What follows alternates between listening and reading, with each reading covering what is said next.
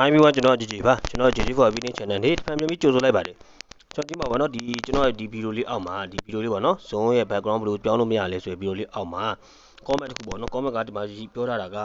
zone account ကတဲ့ဖွင့်လို့မရဘူးပေါ့နော်ဖွင့်လို့မရဘူးဖြစ်နေတယ်တဲ့အဲ့ဒါဘယ်လိုလုပ်လို့ရလဲဆိုပြီးတော့ပြပြလို့ရလားဆိုပြီးတော့ comment မှတ်ထားပြီပေါ့နော်zone account ဖွင့်တယ်ဆိုတာကတော့တကယ်လွယ်ကူတဲ့ကိစ္စပေါ့နော်ဒါပေမဲ့ချိုးကိစ္စတွေမှာကလွယ်လဲပဲအခက်ခဲတွေအများကြီးရှိတယ်ပေါ့နော်ချိုးတွေလွယ်ပဲချိုးတွေခက်ရင်ခက်ပဲပေါ့နော်ကျွန်တော်ဒီနေ့မှာတော့ဒီ zone account ဖွင့်နည်းလေးကိုကျွန်တော်တင်ဆက်ပြပါတယ်ဟုတ်ကဲ့ပါကျွန်တော်ဗီဒီယိုလေးကိုအဆုံးထိကြည့်ရှုမှလို့ပြောလိုက်ပါမယ်ဒါဆိုကျွန်တော်တို့ဗီဒီယိုလေးကိုအခုပဲစတင်လိုက်အောင်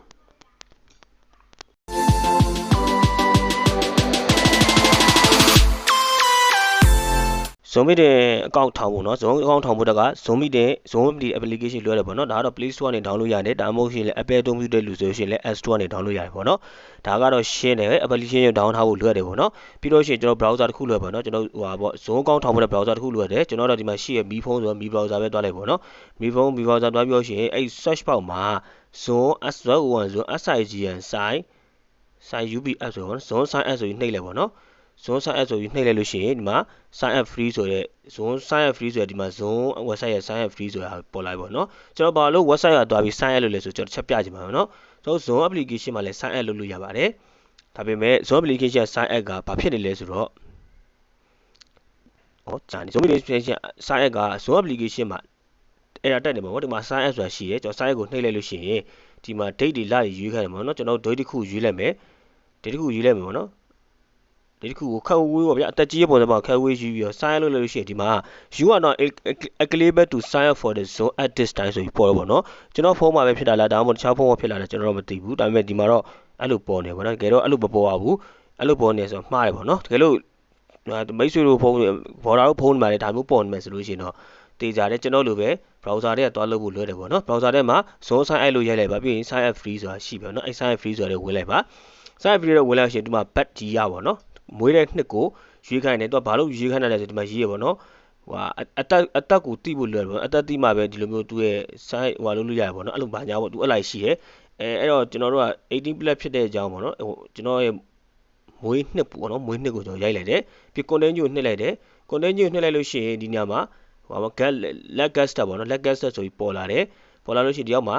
email account ကိုသူကတောင်းတယ် email လုပ်မလား email လုပ်မလားဒါမှမဟုတ်ရင် sign up ကိုဒီအောက်မှာ alternative တွေရှိရပါတော့ Apple ID နဲ့လုပ်မလား Gmail account တစ်ခုနဲ့လုပ်မလား Facebook account တစ်ခုနဲ့လုပ်မလားပေါ့သူအဲ့လိုမျိုးတောင်းတယ်ပေါ့နော်ကြိုက်တာနဲ့လုပ်လို့ရတယ်ဘာနဲ့ပဲလုပ်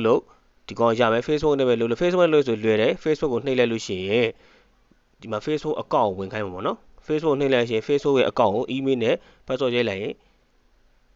်ရမယ်ပြီးလို့ရှိရင် Facebook ရဲ့ email password နဲ့ရိုက်ရင်ရမယ်ပြီးတော့ရှိရင် Gmail Google account လုပ်ချင်တယ်ဆိုလေဒီမှာ Google ကိုနှိပ်လိုက်လို့ရှိရင် Google account ကိုဝင်လိုက်ရင်ဒါရပါတော့เนาะဒါဘာမှတော့အခက်အခဲမရှိဘူးကျွန်တော်တို့ဖုန်းသုံးပါပေါ့เนาะသူ့ရဲ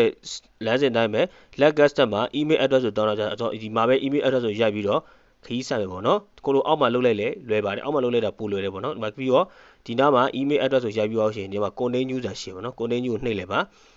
content news ကိုနှိပ်လိုက်ပြီးတော့ရှင်ခဏစောင့်ပါသူက zoom meeting ဟိုပါပေါ့เนาะ zoom ကနေပြီးတော့ကျွန်တော်တို့ account ရဲ့ဟိုဟာကို email တွေကိုကျွန်တော် email တဲ့ပေါ့နော်ခုန apply ဟွာပေါ့ဒီမှာကုတ်6လုံးပို့တယ်ပေါ့နော်ကုတ်6လုံးပို့တယ်ဆိုတော့ပြောတယ်အဲ့ကုတ်6လုံးဒီမှာကြည့်လိုက်ပေါ့နော်ဒီမှာကုတ်6လုံးခွန်43နော်ကုတ်6လုံးကဒီမှာခွန်43 423ဆိုကုတ်6လုံးပေါ့နော်ခွန်43 423ဆိုရိုက်လိုက်မယ်ခွန်43 423ဆိုကုတ်6လုံးဆိုရိုက်လိုက်ပေါ့နော်ပြီးတော့ verify ကိုနှိပ်လိုက်ပါအဲ့မှားနေရဲ့တဲ့ခွန်43 423မဟုတ်လား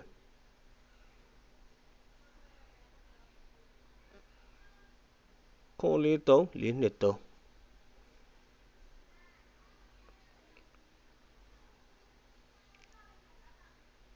ခွန်43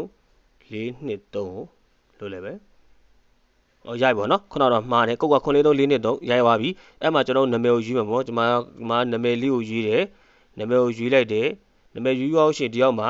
password ပေါ့နော် password ကသူပြောတဲ့အတိုင်းပါနော် password ကအနည်းဆုံး8လုံးရှိရမယ် ABCD အသေးလေးပါမယ်ကဏ္ဍလည်းပါမယ်ကဏ္ဍကြီးလည်းပါမယ်ကဏ္ဍသေးလည်းပါမယ်နော်အဲ့လိုမျိုးပါမယ်လို့သူပြောရပါနော်ပြီး confirm လုပ်မှာကျွန်တော်1 2 3ပေါ့ကျွန်တော် password ကိုလွယ်လွယ်ပဲလုပ်လိုက်မယ် ကျွန်တော်တော့ password ကိုလွယ်လွယ်လေးပဲလုပ်လိုက်မယ်ပေါ့နော်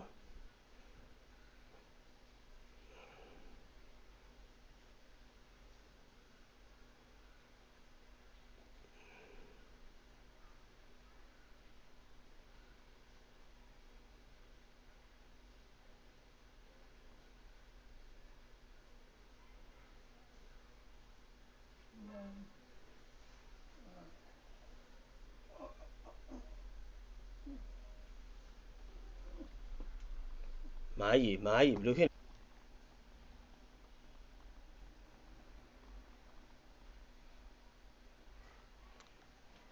ကျွန်တော်တော့ apply ဟိုဟာကိုလွယ်လွယ်လေးပဲလုပ်လိုက်တယ်ပေါ့နော်လွယ်လွယ်လေးပဲလုပ်လိုက်တယ်ပြီးသွားပြီအဲဒါဆိုကျွန်တော် password လေးရိုက်ပြီးတော့ဆိုရင်ဒီမှာ continue ဆိုတာရှိရပေါ့နော် password တော့မှတ်ထားဖို့လိုရပါတယ်password မှတ်ထားဖို့လိုရတယ် continue ဆိုတာရှိရ password လေးကိုနှိပ်လိုက်မယ်ဆိုလို့ရှိရင်ဒီမှာပေါ့နော် download ဒီမှာ welcome to zone ဆိုပြီးဖြစ်သွားတယ်ဒါဆိုလို့ရှိရင်ကျွန်တော်တို့ account ထောင်တဲ့လုပ်ရင်ပြီးဆုံးသွားပြီ download zone ဆိုတာပေါ်ပေါ့နော် download zone နှိပ်လိုက်ပါအဲ့ဒါ download zone နှိပ်လိုက် download zone နှိပ်လိုက်လို့ရှိရင်ကျွန်တော် download ဆွဲခိုင်းပါတော့ကျွန်တော်က download ဆွဲပြီးသားဖြစ်နေတဲ့အတွက်ကျွန်တော် download ဆွဲရမလို့ zone ကိုသွားလိုက်မယ်